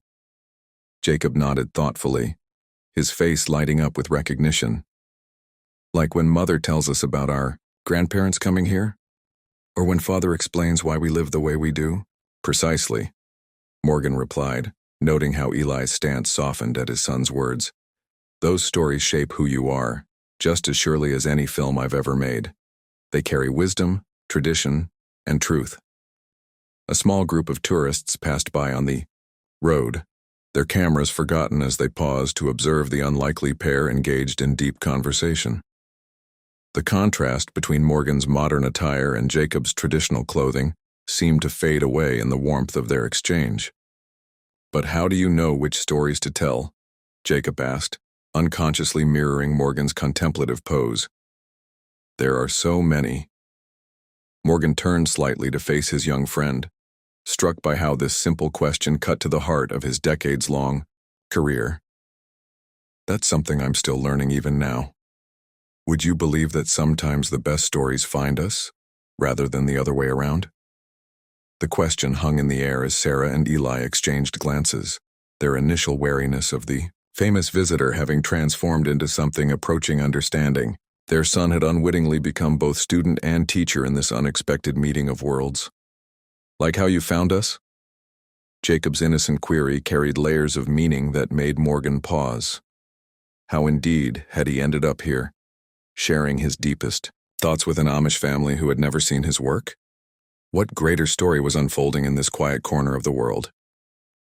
Morgan's response would have to wait. As the dinner bell rang out across the farm, Sarah stepped forward, her gentle presence breaking the spell of the moment. But the questions remained, floating in the evening air like dust motes caught in the last rays of sunlight. What other wisdom might this unlikely friendship reveal, and whose life would be more transformed by the sharing of stories? The celebrated actor or the young boy who had never seen a film? As twilight settled over the Amish farmland, Morgan Freeman sat with young Jacob Lapp on the familiar wooden porch steps, their usual storytelling spot now bathed in the day's fading light. The memory of a chance encounter from years ago surfaced in Morgan's mind, triggered by Jacob's earnest questions about storytelling and its purpose. You know, Jacob, sometimes the most profound truths come from complete strangers, Morgan began, his distinctive voice carrying softly across the evening air. Years ago, after a particularly challenging film, I questioned whether what I did truly mattered in the grand scheme of things. Jacob leaned forward, his eyes bright with curiosity. Inside the farmhouse, Sarah Lapp moved quietly near the window, drawn to the conversation while respectfully maintaining her distance. Eli, having just returned from the fields, paused by the barn, his stance softening as he observed the unlikely pair. This stranger approached me in a small diner in Tennessee, Morgan continued. She wasn't seeking an autograph or a photograph. Instead, she shared something that changed my perspective forever. Mr. Freeman, she said, you make people believe in stories again. The words hung in the air as Jacob processed their meaning. But what does that mean, to make people believe in stories? The boy's question reflected the pure, unfiltered curiosity that had initially drawn Morgan to him. That's what I wondered too, Morgan replied, adjusting his position on the worn, wooden step. The woman explained that in a world where cynicism often prevails, stories remind us of our shared humanity. They help us understand truths too complex for mere facts to convey. A few curious onlookers had gathered at a respectful distance, both English tourists and Amish neighbors, drawn by the unusual sight of the renowned actor deep in conversation with the young Amish boy. Their presence seemed to underscore the universal appeal of storytelling itself. You see, Jacob, stories serve as bridges between different worlds, different perspectives, much like this conversation between you and me, an Amish boy and a Hollywood actor, finding common ground through shared tales. Sarah appeared at the doorway, carrying a pitcher of fresh lemonade. Her presence added a gentle warmth to the scene as she quietly served them, her actions embodying the hospitality that had made Morgan feel so welcome in their community. The stranger in the diner helped me understand that storytelling isn't just entertainment, Morgan continued, nodding gratefully to Sarah. It's a way of preserving wisdom, sharing experiences and connecting hearts across generations and cultures. Jacob's face lit up with recognition. Like when Father tells us about our ancestors during evening readings? He asked, glancing toward Eli, who had drawn closer to listen. Exactly, Morgan affirmed. Whether it's your father sharing your family's history, or me performing in a film, we're all part of this ancient tradition of passing down knowledge through stories. Eli joined them, settling on a nearby chair. His initial wariness of Morgan's presence had evolved into a quiet respect, particularly as he witnessed the positive impact these conversations had on Jacob's understanding of both their Amish ways and the wider world. The stranger's words stayed with me all these years because they revealed something fundamental about human nature. Morgan reflected. We all need stories to make sense of our lives, to find meaning in our experiences, and to connect with others who might seem different from us. A gentle breeze carried the sweet scent of Sarah's flower garden across the porch, mingling with the earthy aroma of freshly tilled fields. The gathering dusk seemed to wrap around them like a comfortable blanket, creating an intimate space for sharing truths. But what makes a story worth believing in? Jacob asked, displaying the kind of deep thinking that had repeatedly surprised Morgan throughout their conversations. Morgan paused, considering the profound nature of the question. How could one explain the delicate balance between truth and fiction, between entertainment and enlightenment? The answer, he realized, lay in the very moment they were sharing. The local bystanders had grown still, their presence adding weight to the exchange between the unlikely friends. They too seemed to be searching for an answer to Jacob's question, their own stories and beliefs momentarily suspended in the growing darkness. What makes a story worth believing in? The question echoed across the farmland, carrying with it the potential for deeper understanding between all who heard it. And as Morgan prepared to answer, he realized that sometimes the most powerful stories are the ones that emerge naturally from such unexpected moments of connection.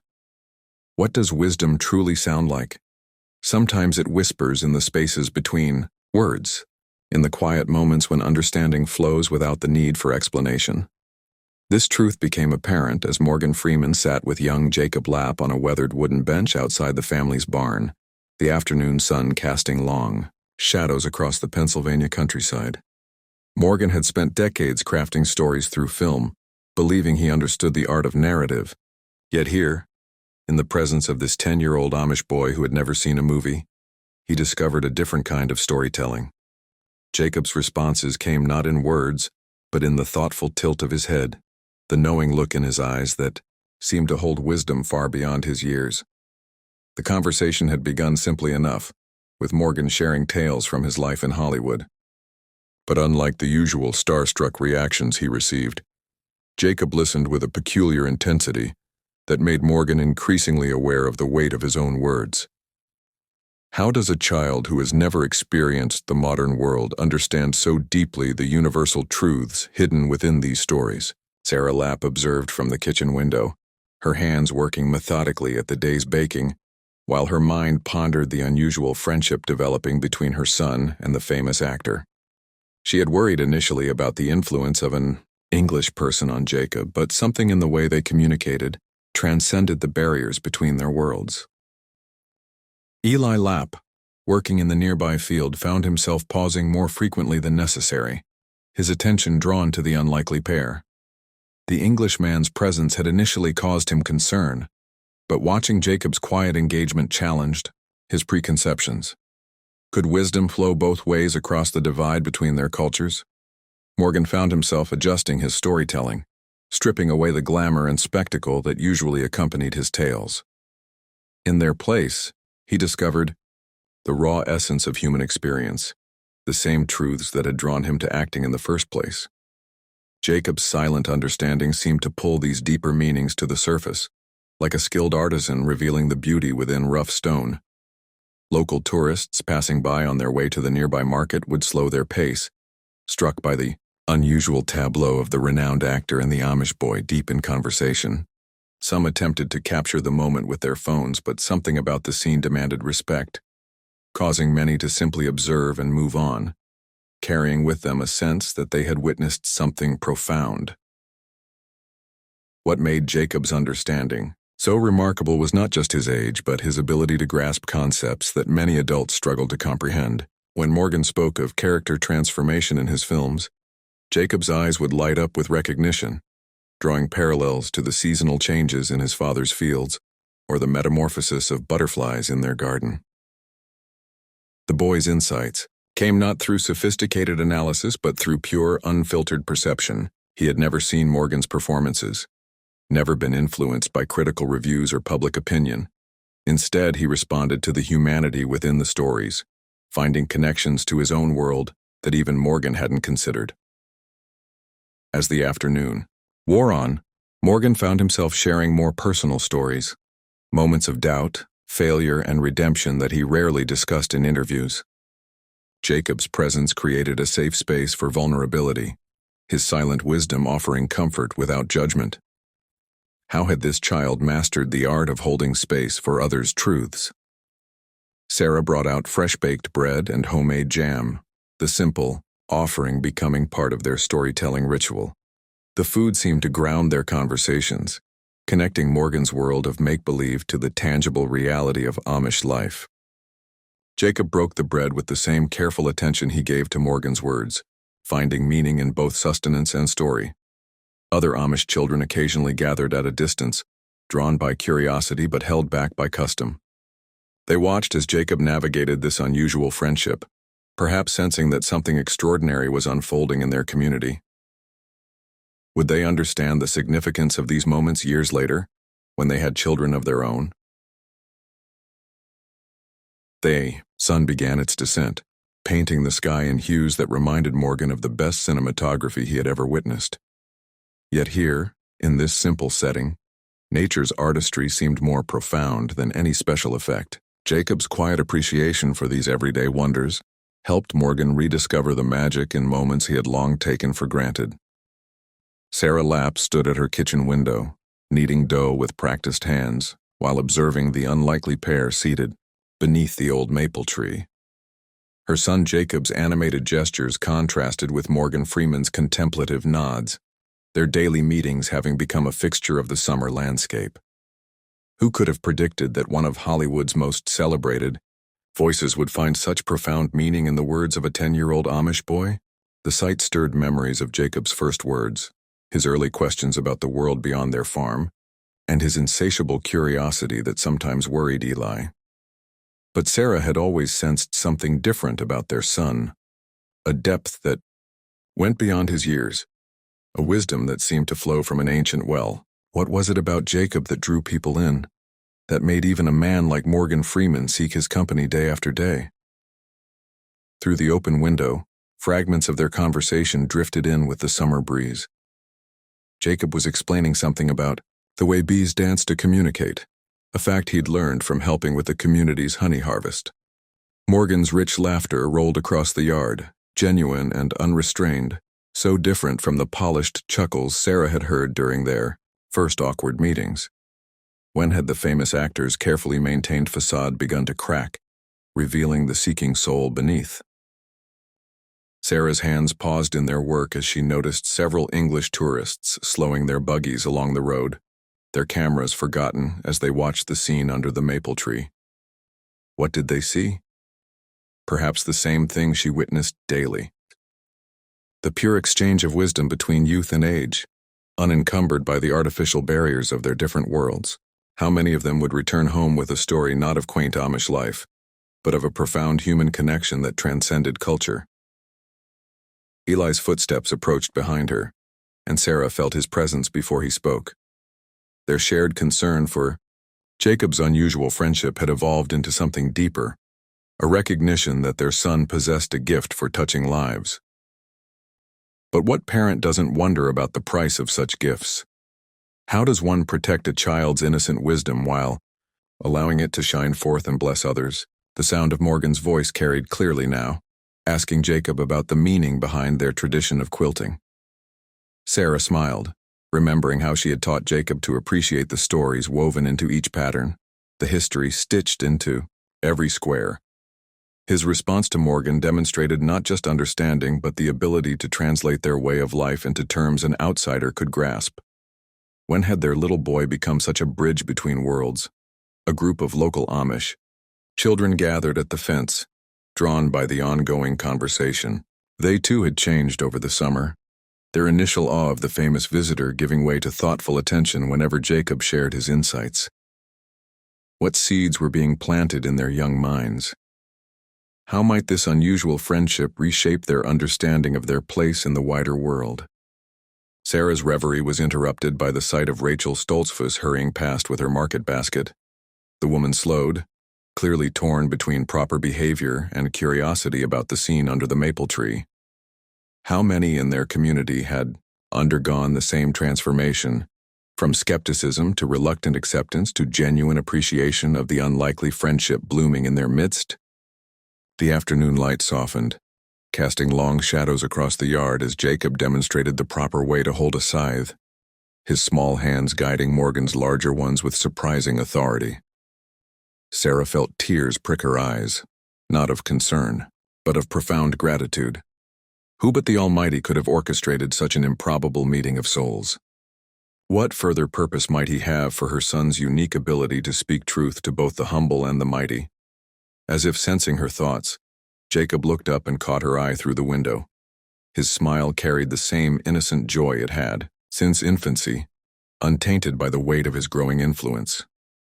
How long could such purity last in a world that so often sought to exploit it?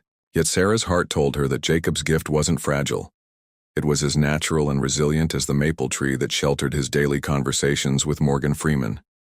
The dough beneath Sarah's hands had risen, ready for shaping into the evening's bread. Like her son's wisdom, it had grown in its own time, nourished by patience and faith. What other transformations might she witness as Jacob continued to share his simple yet profound understanding with those who had ears to hear? Who would have thought that the deepest wisdom could emerge from the most unassuming source?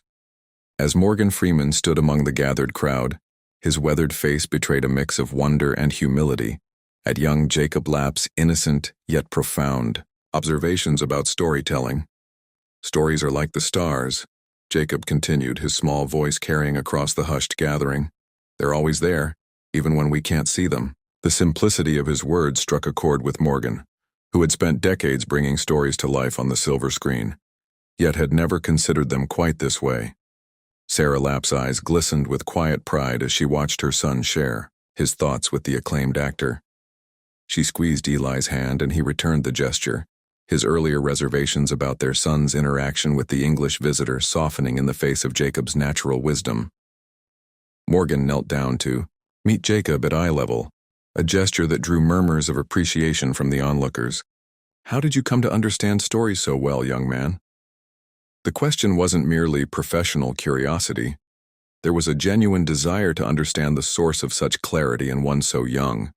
Jacob's response came without hesitation, his blue eyes bright with conviction. When we work in the fields, Father tells us about our ancestors. When Mother quilts, she shares tales of our family. We don't have television or movies, but we have something better. We have each other's voices and memories. The crowd of tourists and local Amish community members listened intently, many nodding in recognition of this fundamental truth. In an age of digital entertainment and constant connectivity, Jacob's words served as a gentle reminder of what many had forgotten: the raw power of human connection through oral tradition. Morgan found himself transported back to his own childhood, before fame and fortune, when stories were shared across front porches and around dinner tables. He remembered his grandmother's tales, how they painted pictures more vivid than any high-definition screen could capture. What made Jacob's insight particularly striking was its origin in a world untouched by modern entertainment, yet deeply rich in narrative tradition. You know, Morgan addressed Jacob, his distinctive voice carrying the weight of decades of storytelling experience. In all my years of making movies, I've tried to capture what you've just described, that connection between people through stories. But sometimes we get so caught up in the technology and technique that we forget the heart of what we're doing. A local bystander captured the moment on their phone, the irony of documenting this celebration of traditional storytelling through modern technology not lost on the observers. Yet somehow it felt appropriate, a bridge between two worlds, much like the unexpected friendship forming between the veteran actor and the Amish boy. Eli Lapp, who had maintained a respectful distance throughout the exchange, stepped forward. His face showed a father's pride tempered with protective instinct. Jacob has always had a way of seeing truth in simple things, he offered, his words careful but warm. Perhaps that is why God has brought you to our community, Mr. Freeman, to remind us all that wisdom can flow both ways. The gathering had taken on an almost sacred quality, as if everyone present recognized they were witnessing something rare and precious. The contrast between Morgan Freeman's worldly experience and Jacob's sheltered but profound understanding created a powerful testimony to the universal nature of human connection through storytelling. Sarah moved closer to her son, placing a gentle hand on his shoulder. The gesture spoke volumes about the delicate balance she and Eli maintained, nurturing their son's unique gifts while staying true to their traditional ways. How many other mothers had stood just so throughout history, watching their children, bridge worlds they themselves had never crossed? Morgan straightened up, his knees creaking slightly but his spirit lifted by this unexpected lesson. He looked at the assembled crowd, then back at Jacob, understanding that sometimes the teacher becomes the student, and wisdom knows no age or culture. What other insights might this young sage share? What other truths lay waiting to be discovered in this seemingly simple place? The sun was beginning to set over the Pennsylvania farmland, casting long shadows across the gathered faces. As the light changed, so too did the atmosphere, shifting from one of public discourse to intimate reflection. What had begun as a chance encounter was evolving into something far more meaningful, a reminder that stories, like the people who tell them, have the power to transform lives in the most unexpected ways. Morgan Freeman stood motionless, letting Jacob's words wash over him like a gentle stream. How could a 10-year-old Amish boy who had never seen a movie or experienced modern entertainment understand the essence of storytelling with such clarity? The simplicity of Jacob's wisdom struck deeper than any Hollywood script meeting or director's notes he had ever received. Eli and Sarah Lapp exchanged knowing glances, their pride in their son evident but tempered with characteristic Amish humility. They had raised Jacob to see the world through unclouded eyes, and now this perspective was touching someone who had spent decades crafting stories for millions. "Jacob," Morgan finally spoke, his distinctive voice carrying a weight of emotion, rarely heard in his narrations. "How did you come to understand stories so well?" The question wasn't just about storytelling anymore. It probed at something more fundamental about wisdom and authenticity. Jacob's response came without hesitation, his innocence unmarred by self-consciousness. "We tell stories every night at home. Papa tells us about our ancestors. Mama shares lessons from the Bible, and sometimes we just talk about our day." He paused, fidgeting with the brim of his straw hat. "Every story matters because every person matters, right?" The gathered crowd of tourists and local Amish had grown still, sensing the significance of the exchange. Some had their phones out, recording the interaction, though they stood at a respectful distance. The contrast between their modern devices and the timeless wisdom being shared created an almost tangible tension in the air. Morgan found himself reevaluating every role he'd ever played, every narrative he'd helped bring to life. Had he sometimes lost sight of this fundamental truth in the pursuit of box office success and critical acclaim? The stories that had resonated most deeply with audiences were invariably those that touched on universal human experiences, not the ones with the biggest budgets or most spectacular effects. Sarah Lapp stepped forward, placing a gentle hand on Jacob's shoulder. "Jacob has always had a way of seeing to the heart of things," she offered softly. "Perhaps it's because we live simply. There's more room for truth when there's less distraction." The observation sparked something in Morgan's mind. Throughout his career, he had worked with the most sophisticated storytelling technology available. Yet here was a child who understood the craft better than many seasoned professionals. What other wisdom might be found in this community that chose to live apart from the modern world? Eli, who had remained quiet throughout the exchange, finally spoke. "In our way of life, Mr. Freeman, we believe that truth and simplicity walk hand in hand. Our children learn this not from books or screens, but from living it each day." Morgan nodded, feeling a profound shift in his perspective. He had come to Amish country seeking quiet reflection, perhaps material for future roles, but he was finding something far more valuable. The authentic wisdom of this place, expressed through Jacob's innocent insights, was reshaping his understanding of his life's work. A young tourist in the crowd called out, "Mr. Freeman, will this experience change how you choose your future roles?" The question hung in the air, representing the broader curiosity of those watching this unexpected encounter between two worlds.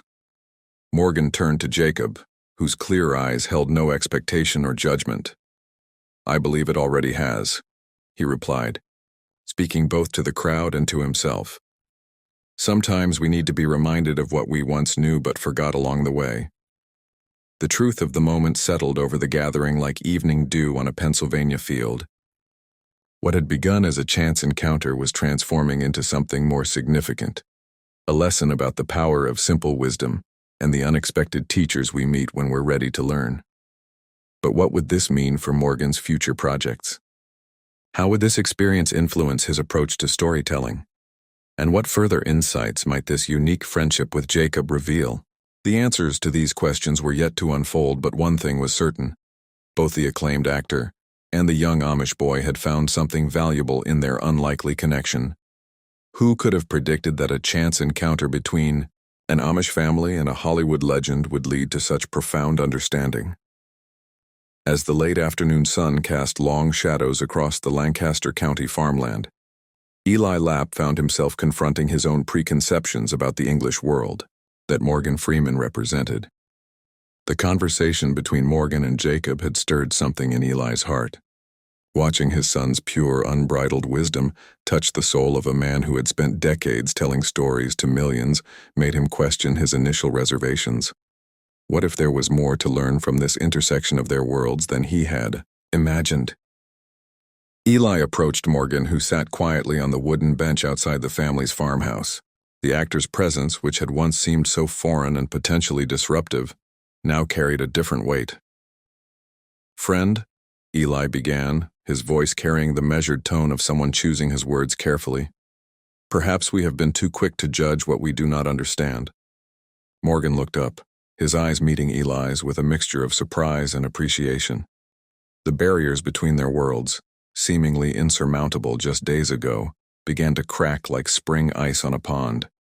What followed was a conversation that neither man had expected to have, touching on the nature of storytelling, faith, and the unexpected ways wisdom reveals itself. Sarah watched from the kitchen window as her husband and Morgan talked, their silhouettes outlined against the setting sun. She understood the significance of this moment, how rarely her husband opened himself to influences from the English world. What had changed? Perhaps it was the way Morgan had listened to Jacob, showing genuine respect for their way of life while sharing glimpses of his own world. The local community had noticed too. Word had spread through the tight-knit Amish settlement about the famous actor who had found something meaningful in their simple way of life. Tourists passing by in their cars slowed down, trying to catch a glimpse of the unusual scene. An Amish farmer and Morgan Freeman deep in conversation on a front porch bench. Jacob, meanwhile, sat at his mother's feet, working on his schoolwork, but occasionally glancing out at his father and Morgan. The boy's innocent wisdom had somehow built a bridge between these two different worlds. How many other bridges remained unbuilt simply because people feared taking the first step? The conversation between Eli and Morgan evolved naturally from polite exchange to genuine dialogue. They discovered common ground in unexpected places, the importance of tradition, the power of oral history, and the sacred duty of passing wisdom to the next generation. Morgan shared stories of his journey from Mississippi to Hollywood, while Eli spoke of his family's centuries-old connection to the land. As they talked, Sarah brought out cups of hot coffee for the men, served in simple ceramic mugs that had been in the family for generations. The gesture itself spoke volumes. Offering coffee to a visitor was a sign of acceptance in their community. How many small acts of kindness had the power to transform relationships? The afternoon light continued to fade, but neither man seemed to notice. They had found themselves engaged in the kind of conversation that transcends cultural boundaries. About life, faith, and the unexpected ways people can impact each other's lives. Morgan shared his perspective on how storytelling could bridge divides and bring people together, while Eli spoke about the importance of living one's beliefs authentically. What started as a tentative overture of friendship had blossomed into something more meaningful. The barriers between their worlds hadn't completely dissolved, nor should they, but they had become more permeable, allowing for understanding to flow both ways. Through their conversation, both men gained new perspectives on their own beliefs and values. The impact of this unexpected friendship rippled through the community. Other Amish families, who had initially kept their distance from the English visitor, began to see Morgan in a new light. They recognized that wisdom and goodness could come from unexpected sources, and that perhaps their own traditions could be enriched by thoughtful engagement with the outside world. As the evening approached, the conversation between Eli and Morgan naturally drew to a close, but something fundamental had shifted.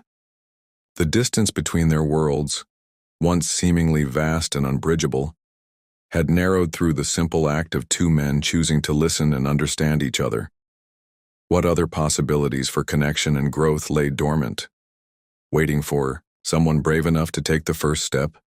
The early morning mist clung to the Lapp farm as Morgan Freeman stood at the edge of the gravel driveway, his rental car packed and ready for departure. How could a mere 2 weeks in Amish country have altered his perspective so profoundly? The answer came running toward him in the form of a small boy in traditional Amish clothing, Jacob Lapp, whose innocent wisdom had reshaped Morgan's understanding of storytelling itself. "Will thee tell more stories in the English world?" Jacob asked, his eyes bright with curiosity despite the solemnity of the moment. Morgan knelt to meet the boy's gaze, noting how Jacob had stopped using the word movies and adopted the more intimate term stories during their time together. Eli and Sarah Lapp approached from the farmhouse, their footsteps crunching on the gravel. Sarah carried a carefully wrapped package that emanated the warm scent of freshly baked bread, while Eli's usual stern expression had softened into one of quiet respect. The transformation in their relationship from suspicious wariness to genuine understanding seemed to mirror the changing seasons around them. "The English world has much to learn from your way of storytelling, Jacob," Morgan replied, his distinctive voice carrying the weight of newfound understanding. The boy had taught him how stories could transcend the boundaries of technology and culture, reaching straight into the heart of human experience. Through Jacob's eyes, Morgan had rediscovered the pure joy of narrative, untainted by special effects or commercial considerations. Sarah stepped forward, presenting the package to Morgan. "For your journey," she said simply, though her eyes conveyed deeper meaning. The bread represented more than sustenance. It symbolized the nourishment their community had provided to his soul. How had these simple farmers managed to feed a hunger he hadn't even recognized within himself? The local community began to gather at a respectful distance, drawn by the significance of the moment. Some were tourists with their cameras lowered, finally understanding that true meaning lay beyond the surface they had come to photograph. Others were Amish neighbors, their presence a silent acknowledgement of the bridges built between their worlds. "I have learned more than I have taught," Morgan admitted, addressing Eli directly. The Amish father nodded, his hand resting protectively on Jacob's shoulder. The initial tension between them had dissolved into a mutual recognition of what each man valued most: the power of tradition and the importance of passing wisdom to the next generation. Jacob tugged at Morgan's sleeve, his face serious beyond his years. "Will thee remember the story of the lightning bugs?" he asked, referring to their evening conversations where natural wonders had replaced special effects. Morgan smiled, recalling how Jacob's description of fireflies dancing in the darkness had painted more vivid pictures than any high-budget production. "Some stories write themselves upon our hearts, Jacob," Morgan responded, his words carrying the cadence of the lessons they had shared. The boy's approach to storytelling, pure, unfiltered, and deeply connected to life itself, had challenged everything Morgan thought he knew about his craft. What other wisdom lay hidden in unexpected places? Sarah wiped tears from her eyes as Eli stepped forward to shake Morgan's hand. The gesture, simple yet profound, bridged centuries of cultural separation. "Thee has brought something different to our lives," Eli acknowledged, his Pennsylvania Dutch accent strong with emotion. "Perhaps God's purpose is found in such unexpected meetings." The morning sun began burning through the mist as Morgan opened his car door.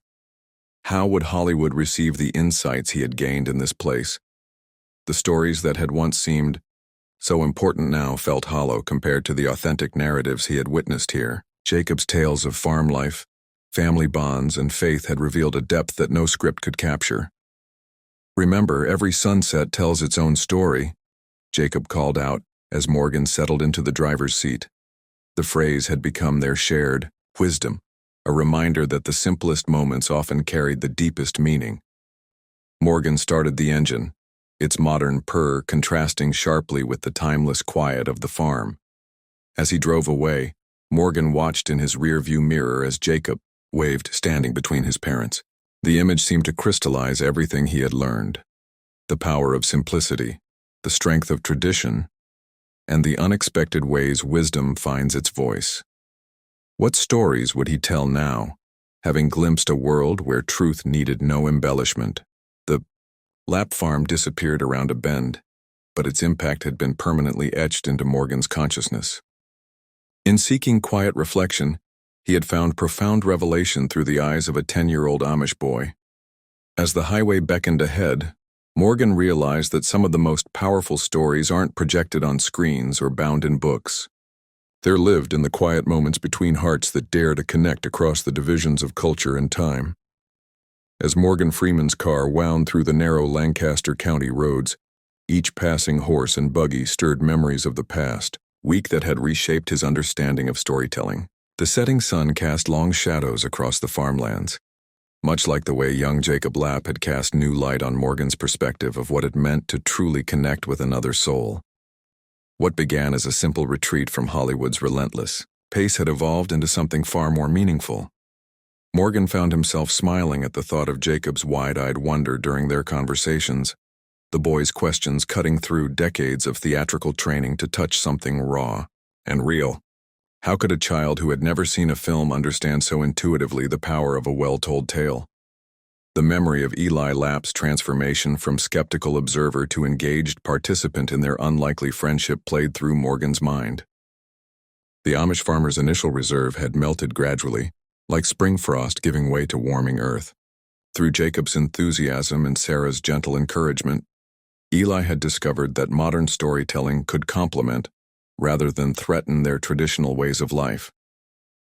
Sarah Lapp's wisdom had served as a crucial bridge between their worlds.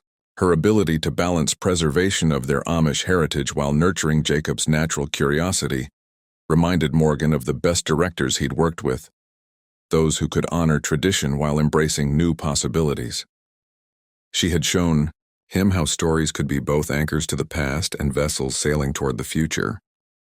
The local townspeople and tourists who had witnessed the unusual friendship between the famous actor and the Amish boy had initially treated it as a curiosity, something to whisper about in general stores and coffee shops. Yet as days passed, they too became part of the narrative, their presence acknowledging that something extraordinary was unfolding in their midst. Would they remember this story years from now? Would they tell their children about the summer when Morgan Freeman learned more about storytelling from a 10-year-old Amish boy than he had in 40 years of acting? Morgan's thoughts turned to his final conversation with Jacob, held in the quiet of the Lapp's barn. The boy had asked him why people needed stories when real life was happening all around them. The question had struck Morgan speechless at first. How many interviews had he done where he'd answered similar questions with well-rehearsed responses about the importance of entertainment and artistic expression? But Jacob's simple inquiry demanded more than a practiced answer. It required the truth that Morgan had discovered during his time in Amish country. Stories weren't just escape routes from reality. They were maps helping us navigate our own lives. Through Jacob's eyes, Morgan had rediscovered the pure joy of narrative, unburdened by special effects or marketing strategies. The Lapp family had shown him that the most powerful stories weren't always the ones projected on screens or bound in books. They lived in the quiet moments between people, in shared glances and unspoken understandings. How many times had he witnessed Eli and Sarah communicate volumes through nothing more than a slight nod or a gentle touch? Their life was its own kind of performance, but one without artifice or pretense. As Lancaster County receded in his rearview mirror, Morgan considered how this experience would influence his future roles. Would he approach characters differently now, having seen how Jacob could convey more emotion in a simple question than many actors achieved with pages of dialogue? What other wisdom might he have gained from this unexpected detour into simplicity? The gathering dusk reminded Morgan of something Jacob had said during one of their last conversations. "Friend Morgan, does thee think God tells stories too?"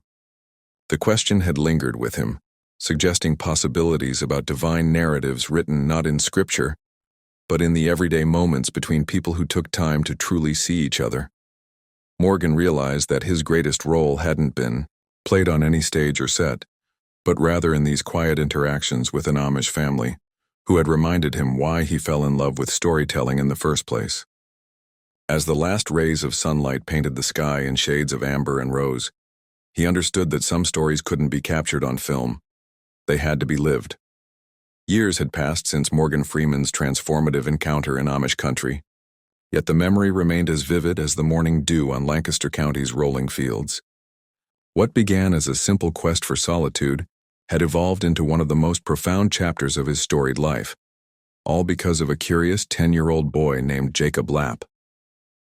On a crisp autumn morning, much like the one when he first met Jacob, Morgan found himself being interviewed about his latest film project.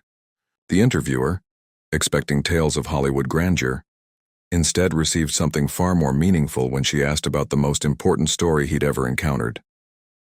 "You know, sometimes the greatest stories aren't found in scripts or on silver screens," Morgan began, his distinctive voice carrying the weight of wisdom.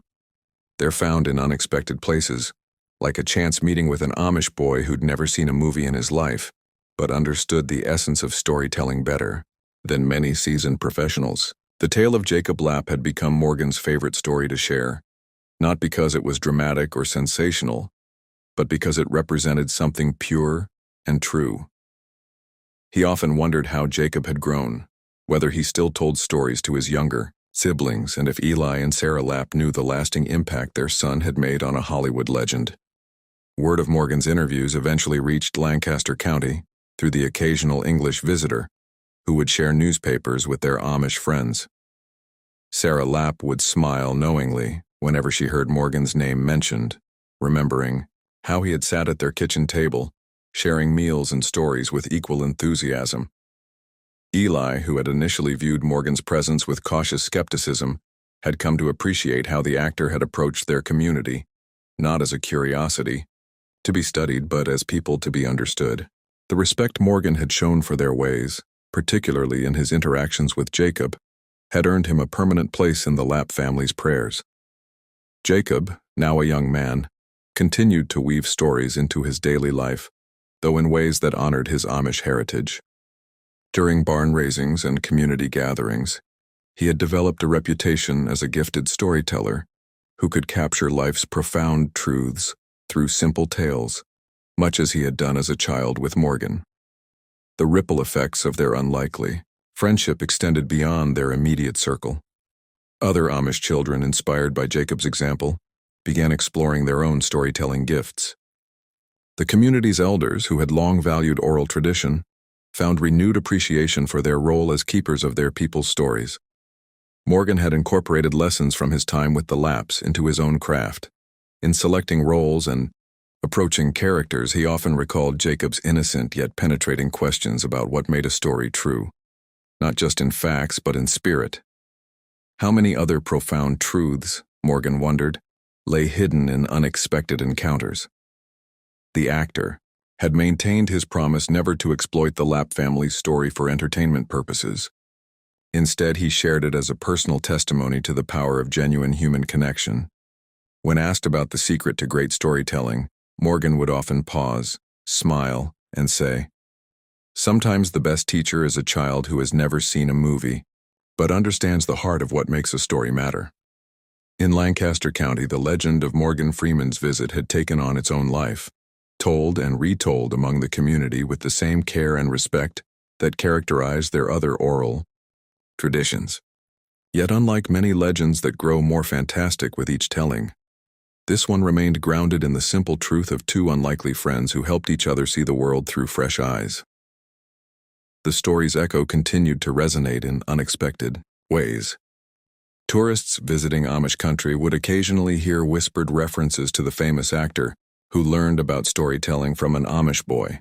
These tales, shared over quilting circles and during market days, served as reminders that wisdom often comes from the most unexpected sources. What began as a chance encounter had transformed into a testament to the enduring power of authentic human connection. In a world increasingly divided by technology and cultural differences, the story of Morgan Freeman and Jacob Lapp stood as a quiet reminder that the most meaningful narratives often emerge from the simplest moments of genuine understanding between unlikely friends. Up next, we have two more incredible stories that are waiting for you. Just click the image you want to watch, and it will take you there. If you enjoyed this video, make sure to subscribe. It would mean a lot.